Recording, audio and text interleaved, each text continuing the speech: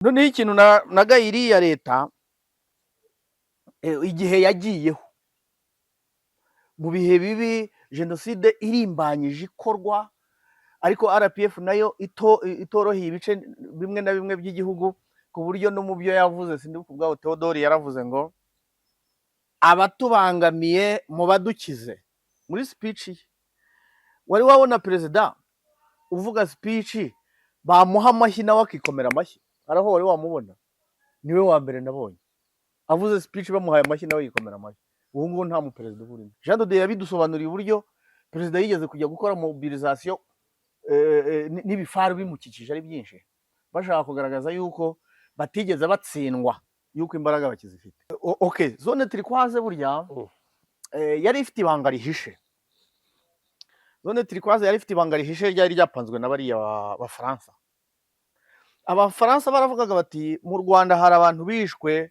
wenda banarokotse hari n'abarokotse hari na bene wabo b'inkotanyi bamaze gutsinda iyi leta ya Sindika ubwabo noneho reka igihugu tugicemo ibice bibiri mperutse kuganira n'umwe mu basirikare bari iyo ngiyo ndamubaza nti koko kugira ngo inkambi ya Kibeho isenywe nk'uko bivugwa inkambi zageze aho zibatera imyanda y'amazirantoki ndaza kugira aho nkugereraho buriya hari icyo Jean de Dieu yahise asimbuka atavuze urupfu rwa Sindika ubwabo buriya hari n'abandi bamwe mu baminisitiri bari n'abasirikare hari abo ntashatse kuvugira ahangaha ngo bashatse no kuyobya indege bakoresheje ifurusheti igihugu twumvise ngo kiratatswe uretse ko n'ubusanzwe RDF yihagije ibyo yakoreye abo kwa Rusesabagina nibo babizi kandi muri RDF kugeza ubu ngubu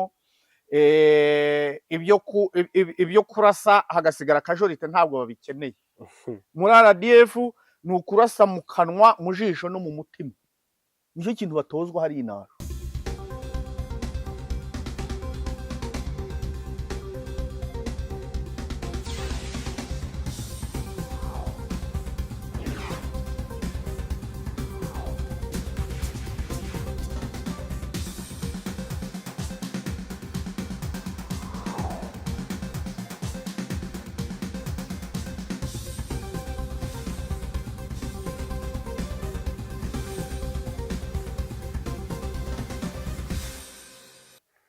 yego mwaramukanya amahoro y'Imana abakunzi ba One Nation Radio iyi ni radio ya diaspora y'u Rwanda ijwi rya diaspora y'u Rwanda ni Viateur Rutagengwa n'umusesenguzi tubana Viateur ikaze nanone imbere za mikoro na kamera za One Nation Radio mukomere ndabaramukije mwe muri hano ndetse n'abahisemo gukurikira One Nation Radio bari mu Rwanda ndetse n'abari mu ntara ya gatandatu aribo diaspora mukomere rero yego bameze neza bari amahoro nawe nizere kuri amahoro cyane rwose bumeze neza ni byiza cyane kuganira nawe ibitekerezo byawe tubiha agaciro gakomeye cyane niyo mpamvu ubona dukomeza tukwiyambaza tugutumira inshuro nyinshi yego ni byinshi byo kuganira nawe kuba hari ibitekerezo bitandukanye ufite ku ngingo zitandukanye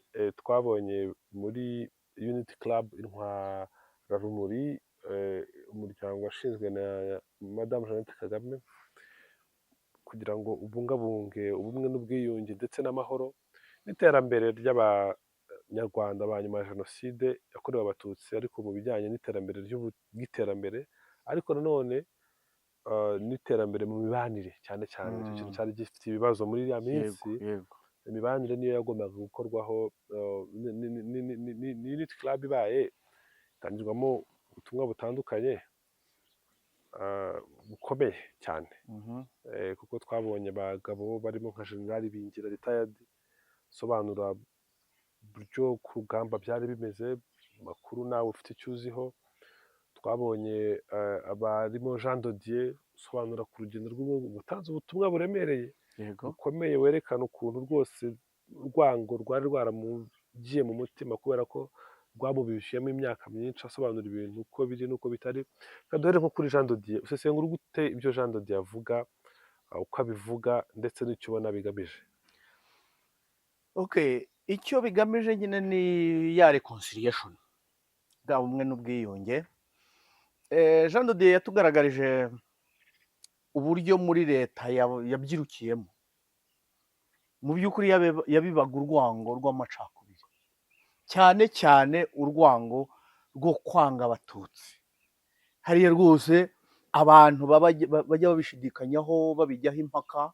Jean de Dieu yagaragaje ibintu byabibwa, amacakubiri yabibwaga kuva muri pirimeri kugera muri segonderi ndetse no kugera muri kaminuza, kugeraho umuntu ageraho yumva, ageraho akora ibirometero bigera mu bihumbi 10 na bingahe ngo arahunga ikintu cyitwa umututsi. Birya ni ibintu bikomeye cyane.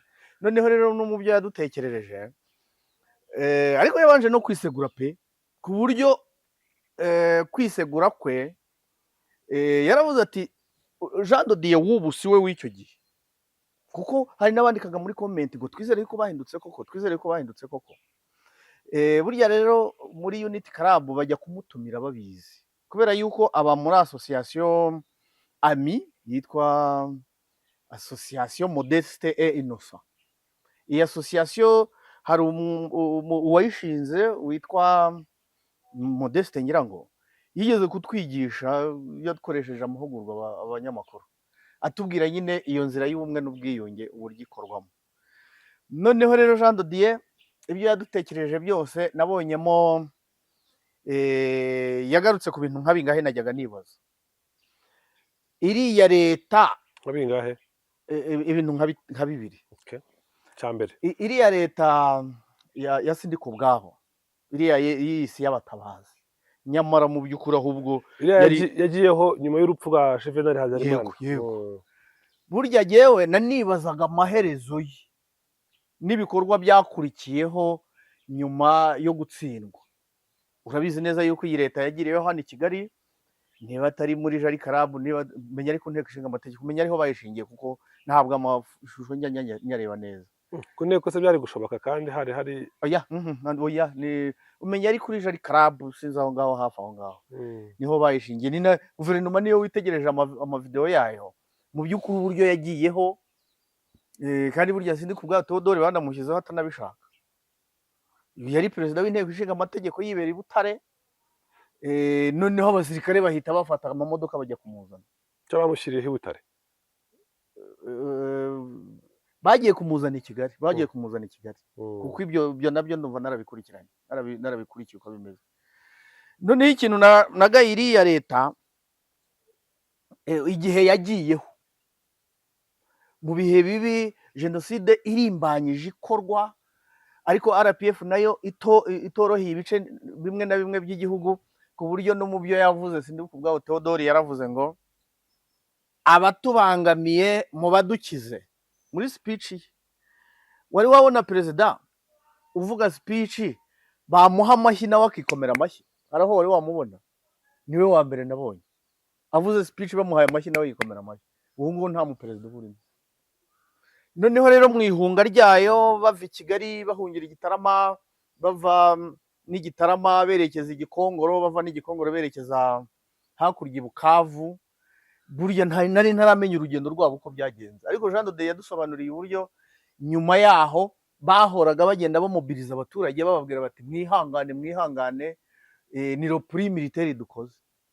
Kandi repris militaire barazivuze, uwitwa Renzaho Tarisisi yarazivuze arenga i Musanze, ati ni repris militaire, ni nko kujya kwikusanya tukongera tukagaruka. Kandi koko umugambi bari banawufite, bari bagifite n'intwaro nyinshi. Yego, erega intwaro n'ibifaru narabikubwiye no ahubwo buriya sinzi naho ibifaru byabo byari igiti. Jean de Dieu yabidusobanuriye uburyo perezida yigeze kujya gukora mobilisation, n'ibifaru bimukikije ari byinshi, bashaka kugaragaza yuko batigeze batsindwa, yuko imbaraga bakizifite. Ubwo rero n'uburyo perezida bigaragara ko RPA cyangwa se ingabo z'u Rwanda zinajya guterayo kugira ngo zicyure impunzi, byumvikane yuko byari bifite ishingiro, kuko iyo babaha rugari bagakomeza kwiyorganiza banafashijwemo n'Abafaransa, byanze bikunze ubu ngubu tuba tubari. Ariko se Sindika Ubwabo yari akiri ku butaka bw'u Rwanda mu gihe cya zone turquoise. Okay, zone turquoise burya yari ifite ibanga rihishe. Zone turquoise yari ifite ibanga rihishe ryari ryapanzwe na bariya Bafaransa. Abafaransa baravugaga bati mu Rwanda hari abantu bishwe wenda banarokotse, hari n'abarokotse, hari na bene wabo b'inkotanyi bamaze gutsinda iyi leta ya Sindikubwabo. Noneho reka igihugu tugicemo ibice bibiri, abahutu batsinzwe bagume mu gice cya zone turquoise hirya iyo ngiyo, noneho abatutsi bafata ubutegetsi nabo bafata ikindi. Burya niyo misiyo bari bafite, yari misiyo kashe ihishe, kugira ngo igihugu bagicemo kabiri, abo ngabo bagume iyo ngiyo n'abandi bagume hano. Noneho ubwo nk'uko Jean de Dieu yabitubwiye nyine, perezida yari akiri muri ibyo bice, noneho agenda yambuka gahoro gahoro, uko inkotanyi zibasunika yambuka gahoro gahoro, arinda iyo agera iyo ngiyo muri Bukavu. Ariko se wenda ibyo binteye ikibazo cy'amatsiko. Zone turquoise yaraje itambika hagati y'inkotanyi ndetse n'interahamwe na ex-FARC bari kurwana. Byagenze bite kugira ngo abasirikare b'inkotanyi noneho badifensinge no muri ibyo bice bya zone turquoise? Zone turquoise yavuyemo, defense mu zindi bayikuyemo, cyangwa ubwabo baravuze baragenda basigara noneho bajya no liberating ibice byasigaye? Noneho inkambi z'impunzi ziri hariya muri Nyaruguru Ikibeho, muri cyari Gikongoro, mu by'ukuri bumvaga batazahava, ku buryo n'ingabo za RPA zakoraga patro bumvaga ntacyo zizabakoraho, bumvaga yuko ari igihugu cyabo. Ubundi amakuru atubwira ko, mperutse kuganira n'umwe mu basirikare bari iyo ngiyo, ndamubaza nti koko kugira ngo inkambi ya Kibeho isenywe nk'uko bivugwa, inkambi zageze aho zibatera imyanda y'amazirantoki, antekerereza uko byagenze, uko babamenagaho amazi ashyushye, uko byagenze barigometse bumva yuko bashyigikiwe n'Abafaransa batazahava. Nibwo byageze aho inkambi barayigota, barayinyanyagiza, barayitatanya. Nibwo rero ikomerejeho n'Abafaransa bakomezanya nayo. Mu gukomezanya nayo nyine ubwo RPF igenda ikabikaba. Ndaza kugira aho nkugereraho, buriya hari icyo Jean de Dieu yahise asimbuka atavuze, urupfu rwa Sindikubwabo. Aho ngaho nyine ingabo z'u Rwanda zimaze kwambuka, zimaze gufata ibice bya Bukavu na Goma, Sindikubwabo atangiye kururongotana yerekeza iyo ngiyo za Kisangani na hehe, ari nabwo yavuze yuko bafashe umwanya wo kumuheka.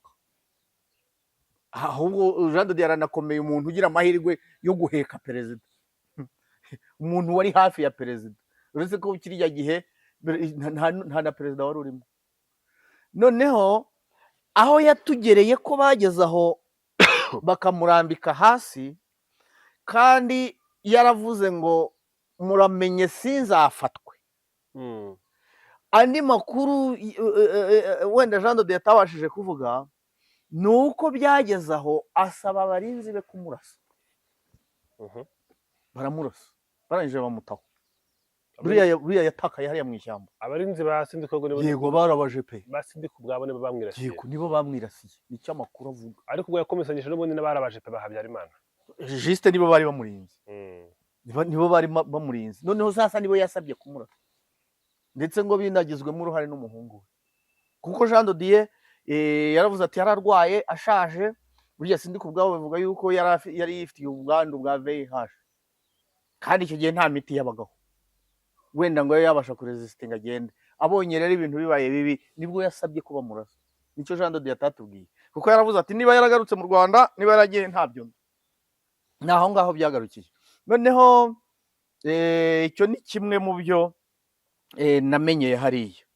Noneho uko bagendaga bakomeza hunga, bavuga ibyo gutaha ntabikozwe, avuga ati ndaramuka ngiyeyo ziranyica, zirakora ibi n'ibi, ntazajya kuziheka, ntazajya gukora ibiki. Ikindi namwungukiyeho ni uburyo najyaga mbivuga ariko ntazi amakuru yabyo, uburyo abantu bo muri FDLR bo muri FARC ibyo bakoze muri Congo Brazza, najyaga mbivuga ntabizi, kuko hari umwe mu barwanye iyo ntambara yo muri Congo Brazzaville twendaga kuzaganira akabintekerereza neza, ariko yajyaga ahora nkwepa, ariko burya nibwo nasobanukiwe. Ni nabwo nyine yatubwiye ati rwose Madame First Lady baduhaga amakuru kandi koko amakuru ya hariya aba ari menshi, buri wese ahimbaye, ariko cyane cyane avuga nawe u Rwanda. Baduhaga amakuru y'uko wowe ubwawe madamu wagiye gusura mugenzi wawe first lady wo kwa Pascal Lissouba. Pascal Lissouba niwe wari ufite igihugu muri icyo gihe, yaratsinze Denis Sassou Nguesso. Muratugambanira musaba yuko abanyarwanda birukanwa bahabwa iminsi 30.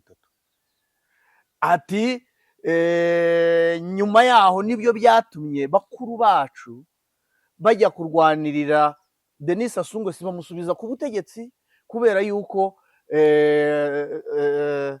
Pascal Lissouba yari yabahaye iminsi 30. Uriya Pascal Lissouba iyo atabaha iminsi 30 ntabwo FDLR na XFAR cyangwa se Paril bari kumurwanirira, kuko babishyizemo imbaraga bakurikije bya bihuha bivuga ngo first lady, ni ukuvuga ngo madamu Jeannette Kagame yaragiye asura mugenzi we wo kwa Lissouba, aramubwira ati bari abanyarwanda birukane basize bakoze amahano. Ariko mpamya yuko bitabaye byo, byari bihuha by'ibihimbano. Noneho rero burya Denis Sassou Nguesso kuko nibwo yahise ashaka uwari ukuriye inkambi z'abanyarwanda hariya muri Brazzaville, niwe president w'inkambi, uyu wahoze ari minisitiri hano yanabaye chairperson wa commission de mobilisation.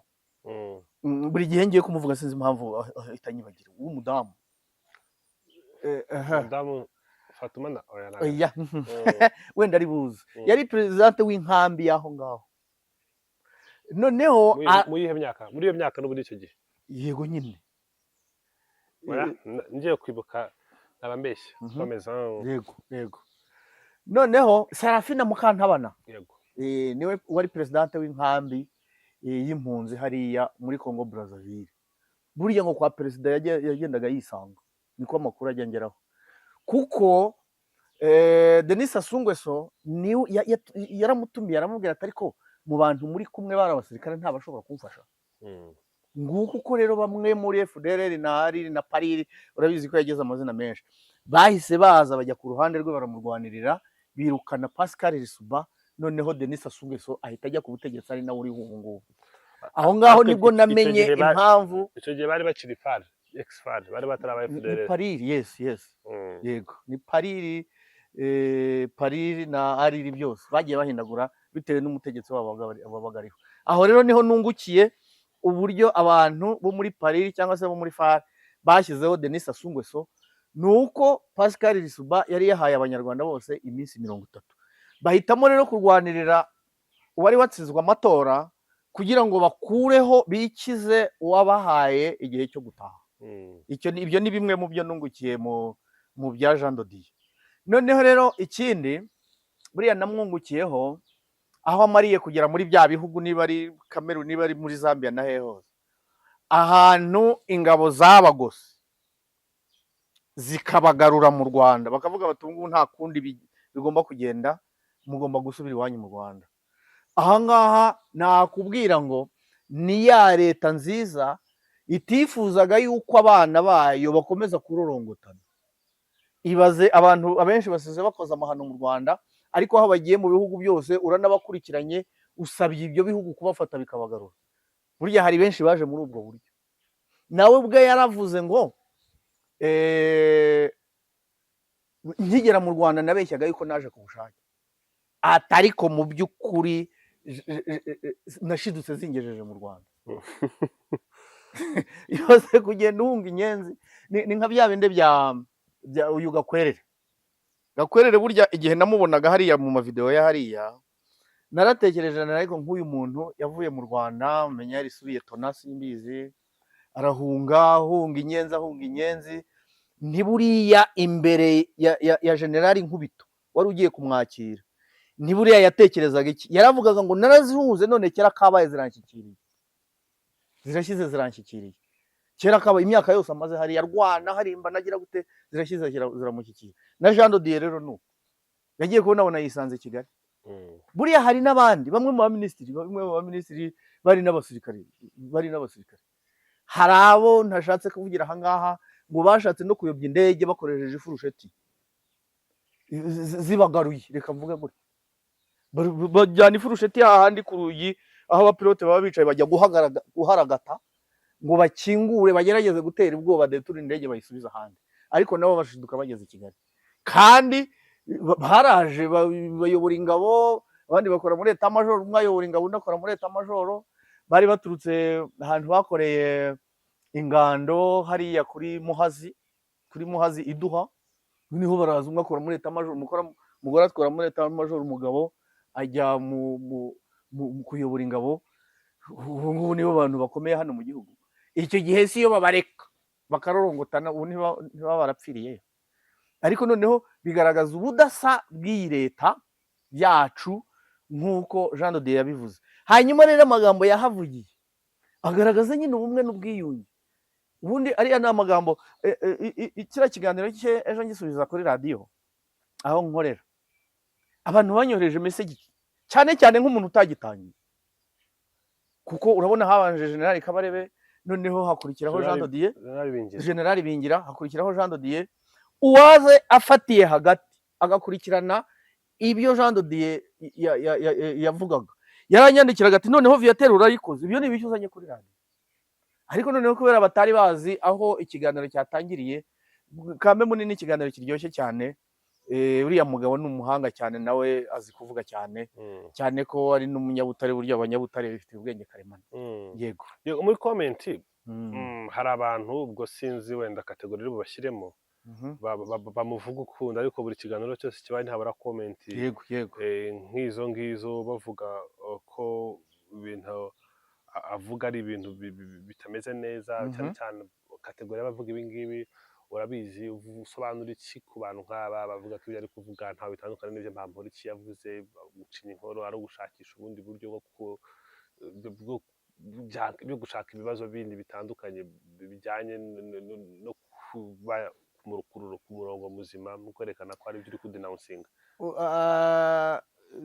Unity Club kugeza ubu ngubu igizwe n'abantu bagera mu 149 nyirango.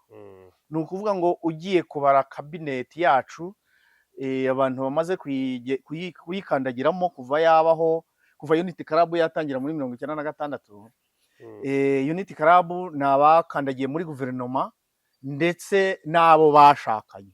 Buriya ushaka kumenya abaminisitiri tumaze gutunga hano mu Rwanda, wafata abo bantu 149 ukagabanya kabiri, nibwo wamenya umubare wa minisitiri bamaze gukandagira muri kabineti yacu. Kandi noneho irimo ingeri zitandukanye, cyane cyane tugendeye ku cyiswa moko kera habayeho. Irimo ingeri zitandukanye, irimo abavuye muri FDLR, irimo abavuye muri RPA, abari muri FPR, irimo abavuye ahantu henshi hatandukanye. Aho hantu rero umuryango uhuje abantu bari abaminisitiri n'abaminisitiri muri kino gihe, urumva yuko uwo muryango byibura ubasha no kugarura abantu, ntihagire utarara ngo wenda agende, haba hagira umuyobya. Kubona hari n'abo Perezida Kagame yabwiraga ati guheruka kera, ntabwo naherukaga kubonana nawe. Aho rero ni ikintu cyiza cyane. None rero ibyavuzwe na Jean de Dieu ni nk'ibyo nari nkubwiye yuko uwafatiye ikiganiro hagati ni kuri radiyo atatangiranye nacyo, yumvise yuko ari umuntu twazanye uri kubiba amacakubiri, nyamara ntabwo ariko bimeze. We yavugaga ibyigeze kuranga iki gihugu kandi by'ukuri byabayeho. Noneho abavuga yuko ngo ari ugucinya inkoro, acinya inkoro yikize. Wenda agize amahirwe bazamuha akazi. Noneho kuvuga yuko avuga nk'ibyo Bamporiki yavuze. Bamporiki we, niba nibuka neza, niwe wazanye gahunda y'abahutu gusaba imbabazi abo bahemukiye. Ngira ngo niyo si ibyo yatangiriye muri Long Coat, muri ya filime ye Mbarankuru, niba ari iki, ntabwo nigeze nanayirora. Ariko noneho we ibyo yavuze nawe ntacyo byari bitwaye, nubwo nyuma yaho yaje gutana, asa naho arenzwe mu gake, reka mbivuge gutyo. Ariko noneho bifata Jean de Dieu bavuga ngo wenda ibyo yavuze bizagera aho bimugaruke. Mpamya yuko Bamporiki ibyamubayeho atagarutswe n'ibi bya Long Coat n'ibindi byose yavugaga, ntaho bihuriye. Uyu yarahamagajwe ngwino utwereke, kandi buriya ntabwo ari no hahambera bivuze. Iyo ami aho itanga amahugurwa hose ni umwe mu bantu batanga ubwo buhamya. Yigeze gukorana ikiganiro na minisitiri Dr Jean Damascene Bizimana wa Minubumwe ndetse na Scovia Mutesi kuri mama w'u Rwagasabo. Yego. Gusa avuga ibintu mu mazina yabyo, avuga ukuntu byatangiye n'urwango ukuntu rwaje, noneho impamvu abantu bashaka kumutera amabuye nuko avuga asobanura urwango yari afite muri ya minsi, yari afite ibintu by'ibitekerezo bihuye n'ibyo abantu bavugaga, we abivuga ko byari bimeze muri icyo gihe, ariko wa mugani uhereye hagati ukagenda uko ari kubivuga uba wumva ari kubivuga nk'aho biri muri pereza, ahubwo aba ari kugenda azi kubara inkuru neza, ashobora kuba uriya mugabo ari umuriterere ayibara neza chronological niko babyita, kugeza ubwo ageze noneho kuri turning point. Abantu rero bashobora kuba bagenda uko avuga ubuhamya bwe, abo n'urwango yari afite bitewe n'ibyo. Abo bantu ni abantu bashaka kuba abakristo kurusha papa, ni abantu bumva yuko bari mu cyama cyane, bakumva we atakabaye akirimo, kandi ntabwo azi neza yuko kugeza ubu ngubu hari abantu benshi bari banamurushaga urwango banahindutse cyane, uhereye n'iwacu mu ngabo. Abantu bo muri fare bamaze bapasingiye igako ndetse no muri za rirobona, babazana mu mayuniti yacu. Mu by'ukuri ugasanga nk'umwe mu basirikare umwe rwose yaratumbye, yarabyimbye, wumva atariyakira yuko ashobora kuba akorana n'abantu yigeze kurwana nabo. Ugasanga nko mu basirikare ijana ugasanga harimo umwe wabyimbye umutima. Abo ngabo rero ntibabura, bumva ko yabaraga inkuru mu by'ukuri ukumva nta maherezo yayo, ariko byaje gusoza agaragaza yuko yakeye ku mutima. Uriya araruta ahubwo abacecetse.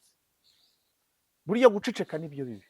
Uriya araruta abacecetse, kuko hari abo dufite bacecetse birirwa hariya bakagura umupira wa RPF, twajya mu nama ya RPF akitera hejuru akabyina, ariko ku mutima hasi.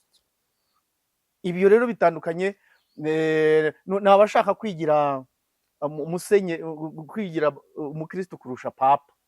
Abo rero baba bagomba guhindura ibitekerezo, nabo bakiga kubabarira. Byarabaye muri uru Rwanda, ni nacyo ubumwe n'ubwiyunge bumaze. Yego, abantu bamutera amabuye rero abo ngabo nibashaka bamuveho, kuko urumva hari abari hanze cyane cyane ku nkoranyambaga ubona bashaka kurwanya ubutegetsi buriho no gutanga ibitekerezo bitandukanye ku by'ubutegetsi buvuga, cyane cyane kuri gahunda y'ubumwe n'ubwiyunge, bakibonerana mu ndorerwamo y'amoko. Nibo nabonye hanini ku mbuga nkoranyambaga bamwataka, bamwanjama, bamusobanura ukundi kuruta uko bavuga bari muri system bamuvuga nabi. Abo ngabo bo babiterwa n'iki? Abo ngabo bo baba babonye ikiraka. Urabizi yuko abenshi wa mugani batunzwe n'izi YouTube. Nyine yabahaye inkuru, yabahaye content. Nta kuntu bari kuburamo bikeya, nako ni na byinshi bagomba kujoramo. Abo ngabo rero ibyo bakora byose ko biri kose nta kintu bahindura ku biri hano mu Rwanda. Niba ubumwe n'ubwiyunge biri mu Rwanda, bakaba barakomeje kubutera umugongo no kwibera iyo ngiyo, ibyo ngibyo ni ibyabo. Ariko nk'ibyo General Fred Bingira yababwiye, yavuze ati bazasaza nayo bazapfana ipfunwe. Nibyo bavuze nyine, ubwo byarangiye. Njye nakubwiye yuko YouTube idateze gufata iki gihugu, ntabwo bishoboka. Nkurikije imbaraga zikirimo, YouTube ntabwo bazajya bavuge ngira tadu yateye ati naba nasubiye mu kazi ku munsi ukurikiye. Yego, ibyo turabigarukaho. Twari turi kuri YouTube, kuri aba bantu bavuga ibintu cyane cyane bagendeye kuri uku buhamya bwa Jado. Yego, icyo navugaga, buriya ngira ibyago, imbuga nkoranyambaga zabo ntabwo njya nzikurikira. Ubu mbajije ngo wavuze ibyo nindi kandi yavuze ibiki, ngira ibyago pe. Burya ndeba YouTube nakozeho ikiganiro cyawe ndetse n'ahandi, noneho nkanareba n'izindi zirimo amakomedi n'amaki rwose, kugira ngo mfungure YouTube y'umuntu wo hanze birangora cyane. Nigeze no gusanga umuntu ahantu, umuntu w'umusaza ndetse wabaye no muri RPA, wari ugeze ku iranka ya kapitene, anyicaye iruhande ngo vyate ngo nkwereke ikintu uze, ntinyereka. Ngiye kubona umuntu nanzaniye uhitwa Mukankiko, ndavugira ndi nk'ibyo urabyumva urabyumvamo iki ngo bikumarire iki? Mm. Buriya hari n'abantu bamwe b'abayobozi dufite bayobora nk'imirenge, hari igihe ugiwe ugasanga ariho harareba imbuga nkoranyambaga nk'izo, akubwira nti ariko nk'izi ngizi urazumva wowe uzagira icyo ubwira abaturage uyobora, kuzagera imbere ukabura icyo ubabwira, Mm. ugasanga ageze igihe cyo kwibuka bamuhaye ijambo akavugira umunsi umwe ngo turihanganisha aba n'aba gusa, akarekera nkabubwira nti buriya uba wabuze icyo utegura. Mm. Ati iyo uvuze byinshi mu gihe cyo kwibuka uracumura.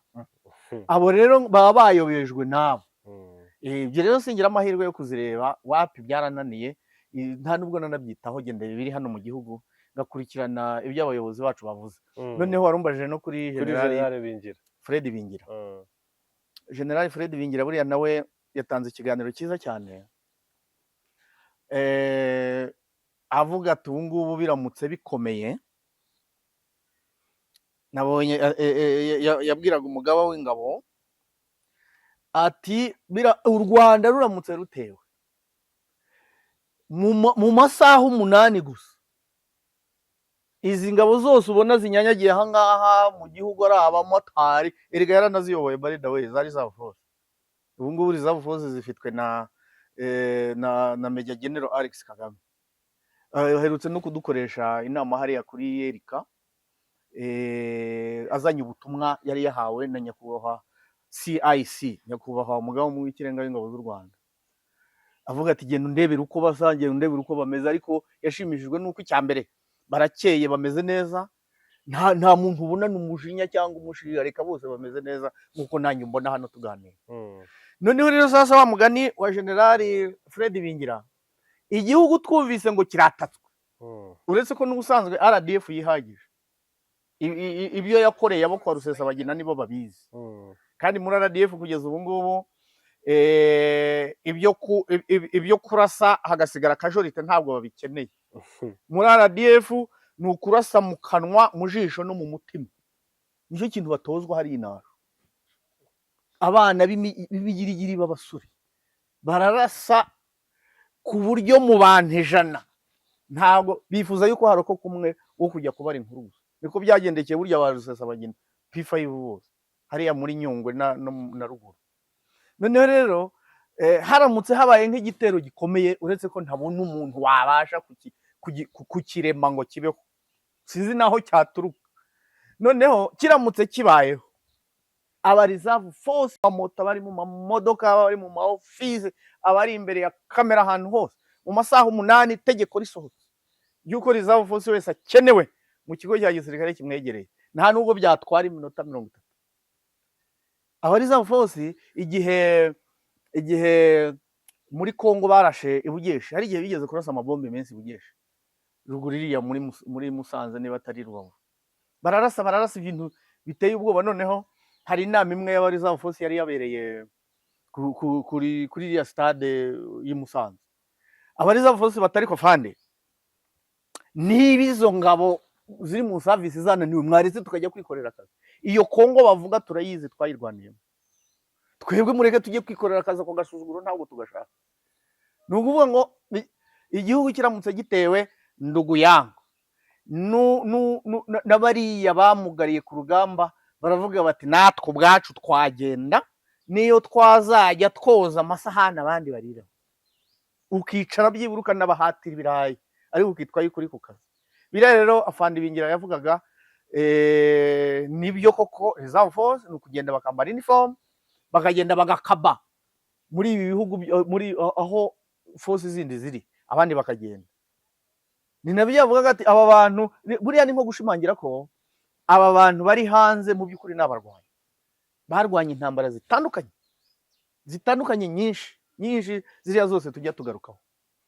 Ni ukuvuga ngo nzi ububi bwa Katyusha, nzi ububi bw'igifaru, nzi ububi bw'indege. Ni ukuvuga ngo aho wankabiza rero byanze bikunze nk'uko yabivugaga, nta duye wapfa kuhamvana. Yego, kubera experience dufite mu gisirikare. Ni nayo mpamvu wabonye Afande ajya gupasingisha bari abasirikare bari Gabiro, abari Gabiro byarise ushize ko hari Gako. Ya Gako ni pasauti ya kadete. Hari abasoreje Gabiro, aribwo yatwaye okay, okay. yes Ndabyibutse. uribuka anatwara bari tayadi bose b'abajenera abarutarizi bose bari bahari. yego Dodo yari arimo bafande bagabo bari barimo bafande bingira bose bari barimo Kabarebe. na bafande Kabarebe bose narababonaga.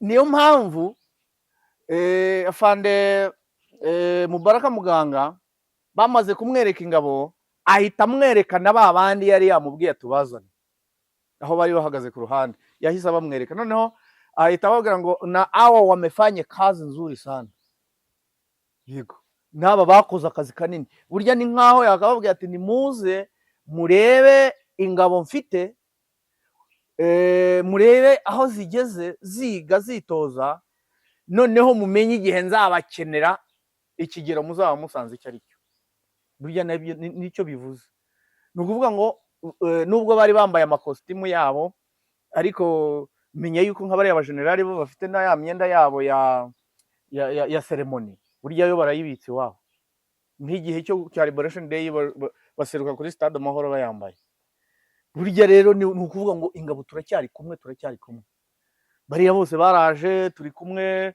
mu ma division n'ama unity ya hano hanze bafite ibice twarabakiriye nkatwe twasezerewe mbere ubu nabo turi kumwe iyo ukuriye reserve force ahamagaye ingabo zose nabo baraza noneho na nyuma yaho tugasabana n'ikintu cyiza nabonye cyane iyo inama ya fandi baye uhura n'uwo mwarwananye uhura n'uwo wateruye uhura n'uwaguteruye warashwe uhura ugasanga ni ibintu biryoshye cyane bamwe ugasanga rwose n'amaso ziyaje usanga umwana wateruye ukamukura aha naho ukamugeza hariya mwahura ukabona ni ibintu byiza cyane njya mbwira abantu bize amashuri cyane nkavuga nti iyo uhuye n'umuntu mwiganye mukagaruka mu byanyu natwe iyo uhuye n'uwo mwarwananye biryoha kurusha nk'uko nawe bikuryohera yego Viete ni byiza cyane kuganira nawe ni ukuri waganira nawe yaganira umunsi wose yego reka ngushimire tuzasubira